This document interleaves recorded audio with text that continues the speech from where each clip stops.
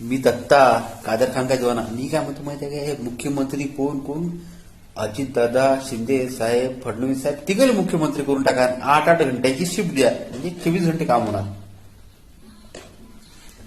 महाराष्ट्राची जनता बी खुश, हे तिघं बी खुश. आणि राहायला हा हे न्यूजवाले सगळ्यात पहिले बा हे न्यूज बंद करा रे. काय आहे न्यूज? आता तो म्हणते ठाकरे गटाचे 10 आमदार शिंदे गटाच्या शिंदेच्या संपर्कात. अरे काय तुमचं न्यूज?